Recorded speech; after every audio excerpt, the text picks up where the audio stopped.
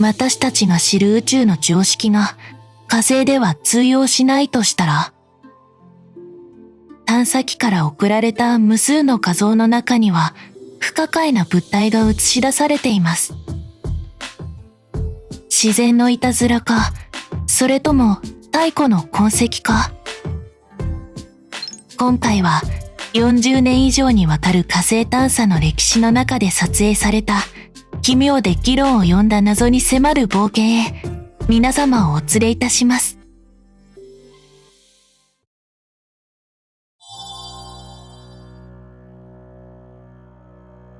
火星におけるセンセーショナルな発見の一つが火星の大腿骨です。探査機キュリオシティが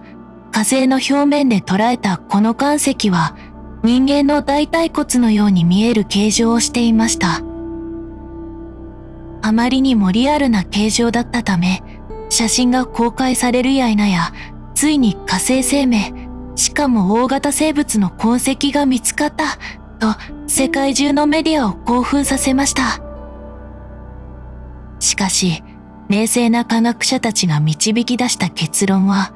やはり自然の産物でした。この骨のように見える物体は、過酷な風化と浸食によって、偶然にも岩石がその形に削り取られたものなのです。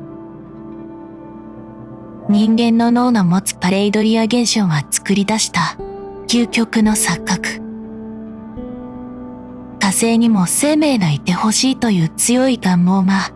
太古の生命の意外として認識させたのでした。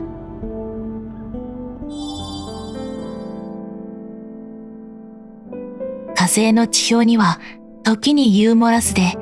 時に驚くほど生き物に似た地形が現れます。こちらは探査機マーズリコネサンスオービターが捉えたクレーター内に浮かび上がる巨大なクマの顔です。目のように見える2つのクレーター、鼻と口のように見える V 字の山脈、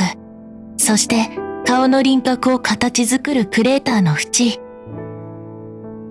自然の堆積物、影、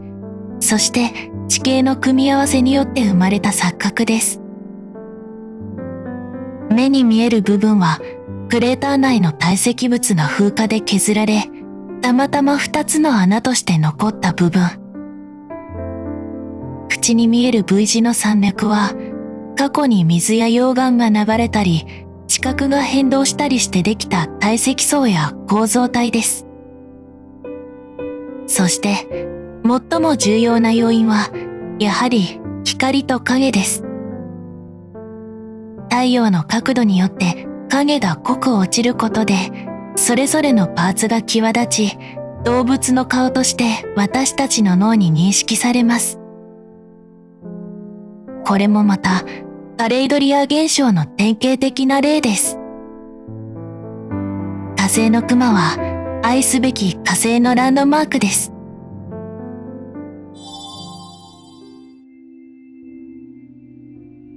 火星の探査機が見つける変なものの中でも、特に目を引く火星のドーナツ石。この名称は、2つの異なる岩石を指して使われることがあります。1つ目は、2014年にオポチュニティが捉えたピナクルアイランドです。この岩は真ん中に穴が開いているわけではなく、探査機の車輪が空前乗り上げた衝撃で、地表の岩が割れて裏返しになった破片でした。裏返った破片の内部は、外部と異なる鮮やかな赤色と白い縁で、まるでジャムが塗られたドーナツのように見えたのです。そのとの分析で、この岩石には水に溶けたミネラルが濃縮されており、古代火星の水の痕跡を示す重要な証拠だと判明しました。二つ目は、2023年にパーサビアランスがジェゼロクレーターで撮影した中央に穴が開いた黒っぽい岩石です。真ん中に貫通した穴が開いており、誰かが残した人工的なリングのように見えます。科学者たちの間では、その形状と組成から、この岩が隕石である可能性が高いという説が提唱されました。小さな隕石の破片であれ、ローバーの車輪が偶然見つけた古代の水の証拠であれ、ドーナツ石は火星の過酷な自然の力が生み出す造形の面白さと地質学的な奇跡を見せてくれます。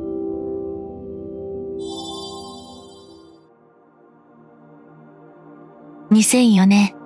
探査機オポチュニティが火星の表面で無数の小さな球体を発見しました。青みがかっていてブルーベリーのように見えることから、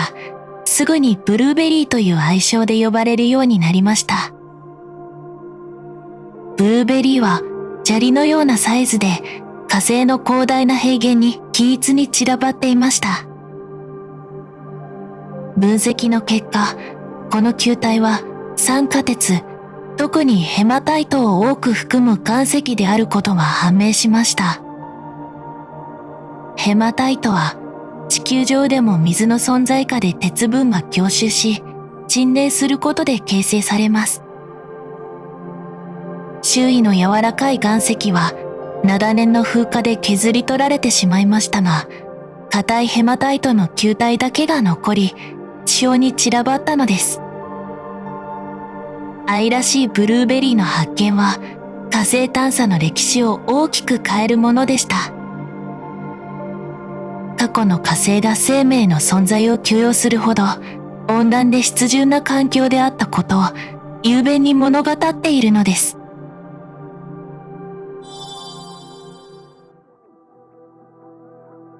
火星のミステリーを語る上で、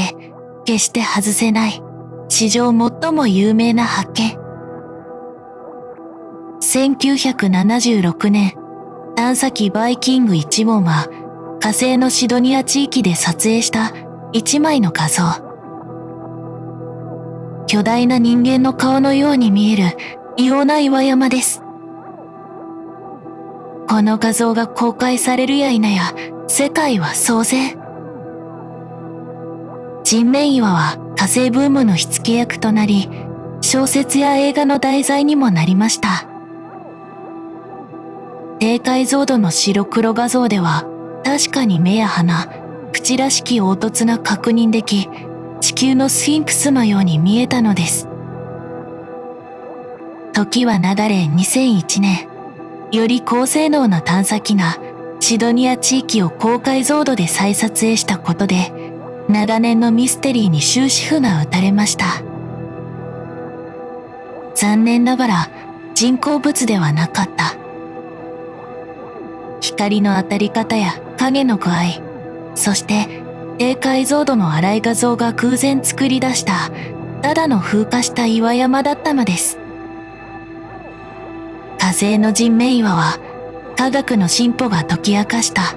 宇宙最大のパレイドリア現象だったのです。人類のロマンは打ち砕かれましたが、同時に科学的な探査こそが真実へ導く唯一の道であることを証明した象徴的な出来事でもあります。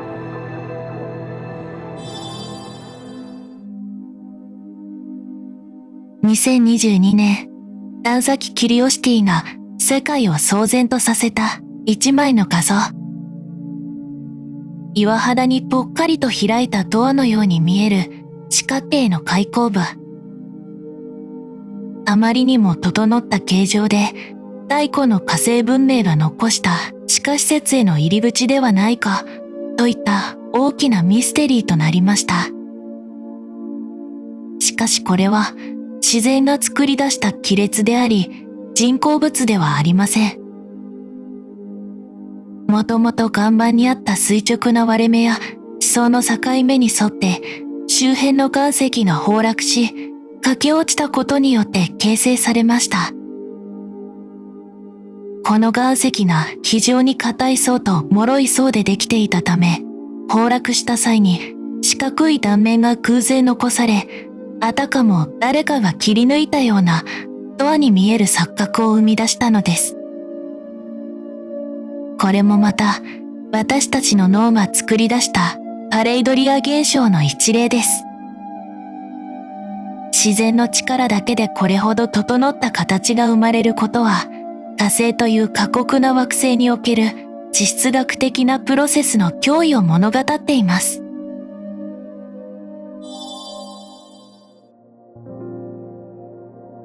次にご紹介するのは、火星の今に最も深く関わる大きなミステリーです。火星の深部を周回する探査機、マーズ・リコネサンス・オービターが捉えた画像には、季節によって現れ、そして消える無数の暗い筋が映っていました。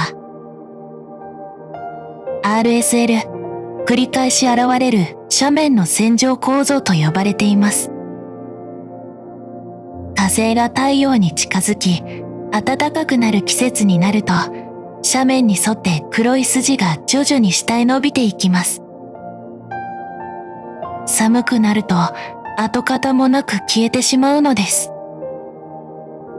季節的な出現と消失は、当初、火星の地表を流れる水の鉱石ではないかとして、世界中で大きなニュースとなりました。火星の地表の気圧は非常に低いため、純粋な水はすぐに蒸発してしまいます。しかし、高濃度の塩分を含んだ塩水であれば、凝固点が下がり、極めて薄い火星の大気の中でも、一時的に液体の状態を保つことができる、と考えられたのです。近年、新たな分析から、この現象について別の可能性が浮上しています。液体の水とは関係なく、単に乾燥した砂や塵が斜面を滑り落ちてできる乾いた流れではないかという説です。未だに議論は続く RSL。その正体が塩水であれ、乾燥した砂の動きであれ、火星の地質学的な変化が現在も進行していること、そしてその変化が季節の熱変化と密接に結びついていることを示しています。RSL の謎を解き明かすことは、火星に生命が存在する可能性、そして人類の移住計画の可能性を左右する極めて重要な鍵でもあります。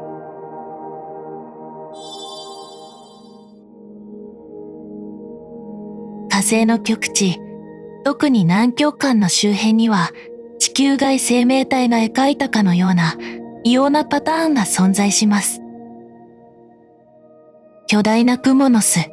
あるいは地上の血管のように見える放射状に広がる黒い筋状の模様。探査機マーズエクスプレスなどによって観測され、アネフォーム地形、または通称火星の雲と呼ばれています。この模様は何らかの力が地中から吹き出し、地表に鉱石を残したとしか考えられない非常に特殊な形状をしています。火星の極寒は水の氷だけでなく、二酸化炭素の氷、いわゆるドライアイスで覆われています。春になり、太陽の光が強まると、二酸化炭素の氷の下部が温められ、固体から一気にガスへと昇華します。このガスは上部の氷に閉じ込められ、圧力が高まります。最終的にガスは亀裂から爆発的に噴き出します。この噴出によって地中の黒い塵や砂が上空に撒き散らされ、ガスが抜けた跡地には中心から放射状に広がる筋状の模様が残されるのです。火星の呼吸のように極地の地表で繰り広げられる壮大な自然のアート。クモの巣状の地形は火星の極地で毎年繰り返される季節的な現象であり、ユニークな地質学的なサイクルを証明しています。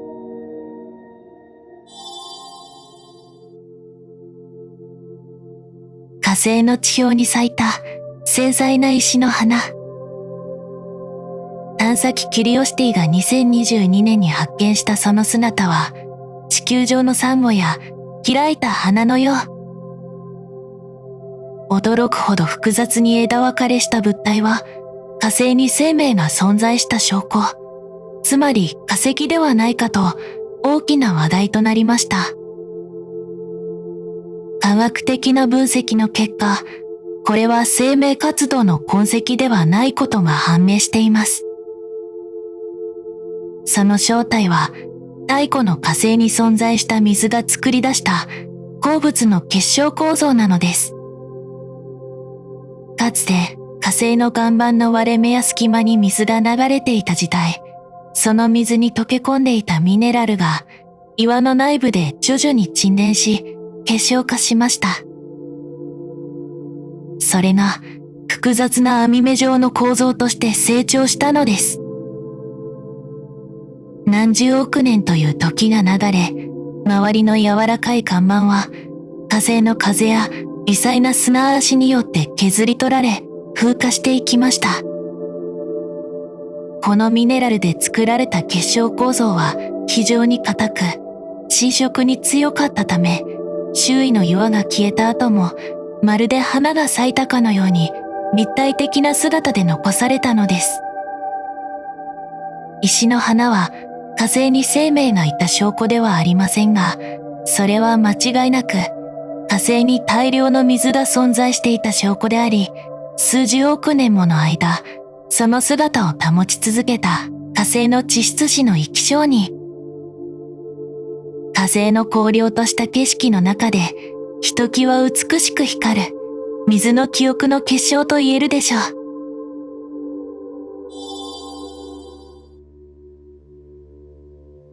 探査機マーズエクスプレスやキュリオシティが捉えた広大な火星の砂漠をさまよう動く砂丘。地質学者は長年、火星の地表の動きは止まっていると考えていました。しかし、探査機が異なる時期に同じ場所を撮影した画像を比較すると、まるで地球の砂漠のように活発に形を変え、移動していることが判明したのです。科学者にとって非常に大きな衝撃でした。火星の大気は地球のわずか 1% 以下と極めて薄いため、砂を動かすほどの強い風は吹かないはずだと予想されていたからです。この謎を解く鍵は火星の砂の性質にありました。極めて乾燥した環境では、わずかな風でも砂粒同士の摩擦抵抗が小さくなり、予想をはるかに超える少ない風のエネルギーで砂が動くのです。火星の表面は私たちの想像以上に風による砂の移動が活発だったのです。生きた砂丘の発見は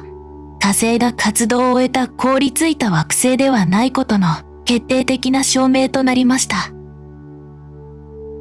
火星は今もなお風の力によって変化するダイナミックな世界なのです。砂の下には私たちがまだ見ぬ火星の生命の痕跡や新たな謎が隠されているのかもしれません。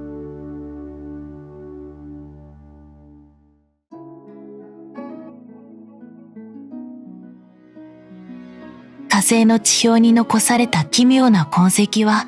単なるミステリーでは終わりません。その一つ一つがかつて生命を育むほど大量の水が存在した揺るぎない証拠であり、今もなお地質学的な息吹が続いているという確かな証明なのです。石の花に残された水の記憶、動く砂丘が示すダイナミズム。これらの驚くべき発見こそが私たちが火星の生命や人類の未来を探る旅を決して終わらせない理由でもあるのです。もし火星に行けるとしたら、あなたが見てみたいものはありましたか？ぜひコメント欄で教えてくださいね。